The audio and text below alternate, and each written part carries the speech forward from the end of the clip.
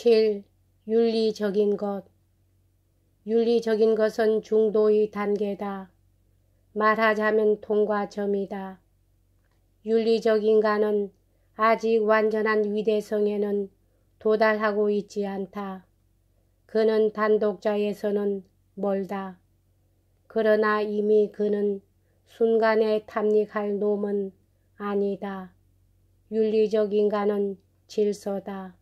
심미적 인간을 허위의 예외로 하고 종교적 인간을 진실한 예외로 한다면 전자에서 후자로 가는 길은 아무래도 보편을 통하지 않으면 안 된다. 이 보편적인 것이 윤리다. 언제까지나 윤리나 도덕에 머물러 있는 자는 평범한 사람이라 불러도 좋다. 윤리적 인간은 무엇을 하든지 간에 최후엔 종교로 들어가는 길밖에 열려있지 않다는 막다른 데까지 철저할 수는 없다. 맺고 끊는 맛이 없다. 종교적 인간은 영혼을 붙잡지만 윤리적 인간은 역사 속에서 승리를 붙잡을 뿐이다. 그리서 사람은 키에르케고르의 설에 의하면 윤리적인 것 이상으로 될 수가 없었다. 그리스에서의 영웅은 사실 미덕의 전형이었다. 더구나 그들은 조금도 익살이 아니다. 그것은 그리스 사람이 도덕에 있어서 인간 완성을 보고 있기 때문이다. 그리스 사람은 하나하나의 덕목을 열거할 수가 있었다. 미덕은 현실이며 존재였다. 그러기에 미덕은 명예다. 영원한 최고의 의의를 가진 명예였다. 그러나 크리스찬에게는 도덕은 중도의 것, 단지 통과하는 길에 지나지 않는다. 키에르케고르에게 어디에 참된 도덕과 참된 미덕의 전형이 저 근대 생활의 시민 도덕이 있는가 라고 묻는다면 그는 반드시 정치도 아니고 윤리적인 결사나 단체도 아닌 결혼을 예로 들 것임에 틀림없다. 다분히 그는 그리스 사람에 있어서 정치적인 인간의 노력을 이해하고 있다. 아테네에 있어서는 확실히 정치는 리얼한 것이었다. 그리고 전 인간적인 것을 정치는 필요로 했다. 근대 생활에 있어서 정치는 차라리 인간의 인격을 속이는 것뿐이다. 정치는 인간성의 어떤 일부분밖에 구하고 있지 않다. 키에르케고르에 의하면 인간의 인격을 속이는 것은 도덕도 아무것도 아니다. 국가나 사회의 문제에 대해서 키에르케고르는 극단의 경우 일체의 감각을 결여하고 있다고 말해도 좋다. 그로 보면 덴마크의 국민은 단지 교육이 나빴다고 할 뿐이다. 키에르케고르의 정치적 신조는 실로 간단하다. 국왕의 명령에 따르라. 국회에 복종하라. 재판관을 존경하라. 요컨대 당신이 따라야 할 것에 따르라. 늦장 부리지 말고 조세를 바쳐라. 그 이외는 일체 정치 같은 것에 머리를 괴롭히지 말라. 그리스 사람의 미덕은 기독교도라면 그것을 결혼해서 실천해야 하며 또한 실천할 수가 있다. 키에르케고르도 스스로 자진해서 결혼을 생각했을 것이다. 그는 오랫동안 말하자면 이 제1심을 뛰어넘어서 좋은가 어떤가를 고심하였다. 그러나 그에게는 그의 자연을, 그의 관능을, 그의 상상력을 합법적으로 제1심을 생략함이 없이 극복하는 데는 오직 하나의 길밖에 없다는 것이 점점 더 분명해졌다. 자연도 좋고 관능도 좋고 상상력이라는 것도 결국은 동일한 것을 지시하는 세 종류의 호칭에 지나지 않다. 키에르케고르가 취한 단 하나의 길은 저작자의 길이다. 그는 그리스의 미덕의 전형이나 영웅도 아니고 기사나 모범적인 남편도 아니었다. 저작이 키에르케고르의 전부였다. 미덕이며 결혼이며 역사며 명예며 척도였다. 그러나 그는 그의 저작을 최후의 종결이라고는 생각지 않는다. 그는 언제나 저작을 길에 불과하다고 생각했다. 그러기에 졸속한 결론을 내리거나 아직 시기가 오지도 않았는데 무엇을 발언하는 일은 없다. 키에르케고르의 저작에는 목적이 있다. 그의 목적은 행위였다. 혹은 종교적 실존이라고 말을 바꿔도 좋다. 저작하는 일은 다만 이 목적을 위해서 시인되고 윤리적인 것의 표현이 된다.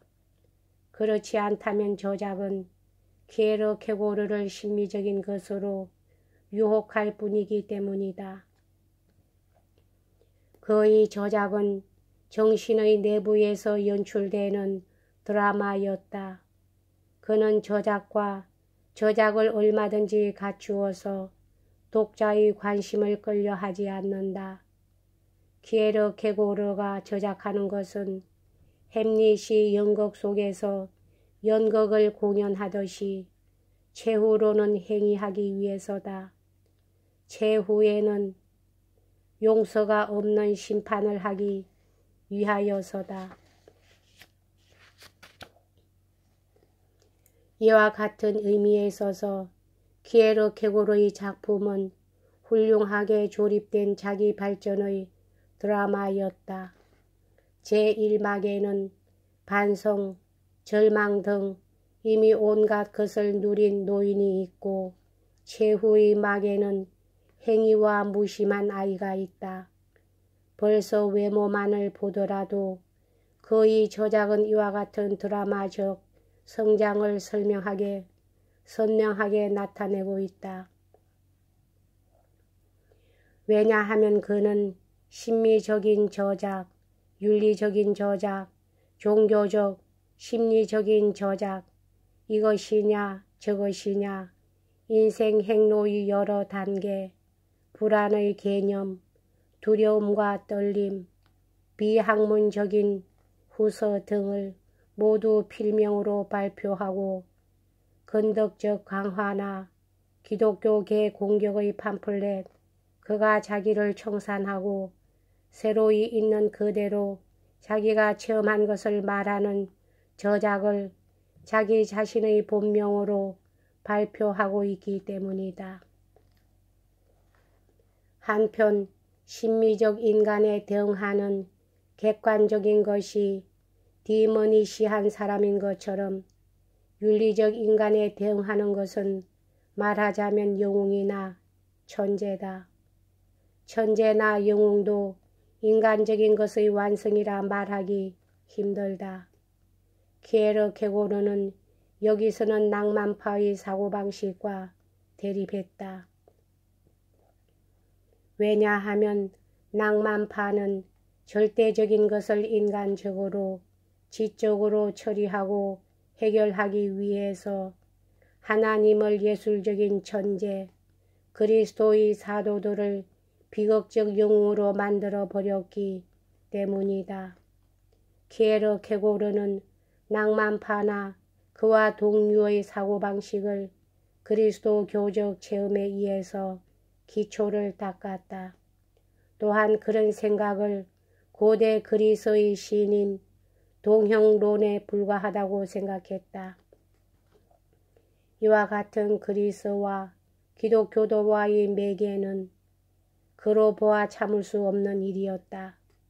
키에르케고르에 있어서 그것은 단순한 회피며 철저한 성실과 미묘한 심리의 결여에 지나지 않았다.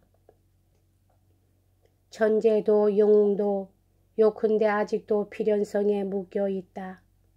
키에르케고르 자신, 그는 정신의 천재라 해도 좋다. 이 창작하지 않으면 안 되듯이, 그리고 창작한 것 가운데에서 그의 종속을 고백하지 않으면 안 되듯이, 영웅은, 즉 행위의 천재는 그의 운명을 창조하지 않으면 안 된다. 영웅은 운명을 넘어설 수가 없다. 오히려 영웅은 운명이 없으면 한 발짝도 움직이지 못한다. 운명은 영웅과 더불어 성장한다. 운명과 영웅과는 끊을래야 끊을 수 없는 연관이 있다. 그러기에 영웅은 그의 디몬으로서의 운명에 유혹된다고 해도 좋을지 모른다. 자유롭기 때문에 따라서 유혹자의 온갖 술책과 시련을 당하기 위하여 영웅은 자기 자신을 운명과 디몬 속에 끌어넣지 않으면 안 될 것이다. 영웅이 문명을 피해서 안전한 중립지대의 한계의 정직한 자가 된다거나 다만 자기 자신으로 된다는 것은 도저히 용서될 수 없다. 정신의 천재도 영웅도 순간에 예속된다. 순간의 전후는 평범한 여자나 아이들 모양으로 그저 약하고 겁 많은 한 사람의 인간이다. 평균화된 인간의 힘의 그 이하일지도 모른다. 어떤 일순간이 그를 그 이상으로 높인다. 그래서 그는 순간에 있어서 밖에는 망할 수밖에 없다. 이런 일이 맥베드를 흔해 빠진 살인자로부터 구별하였다. 나폴레옹 같은 경우도 그가 승리한 계기의 일부를 변경할 수도 없었다. 그러기에 천재이기만 하면 하나의 중의가 황제가 될 수도 있고 세계를 황제가 지배하는 하나의 대제국으로 변모시킬 수까지도 있을 것이다. 군대를 전투 배치시키고 전투 상황을 절대적으로 유리하게 할 수도 있을 것이다. 그래서 아마도 다음 순간에는 모든 것이 괴멸될 수도 있다. 그의 지휘를 요청하여 선발된 장성들의 일단이 그의 앞에 무릎을 꿇을지도 모른다. 그러나 그는 할 수 없었다. 그는 6월 14일을 기다려야만 한다. 그것은 왜 그런가? 이 날이 마렌고의 결전의 날이었기 때문이다. 불안의 개념에서 여기까지 하겠습니다.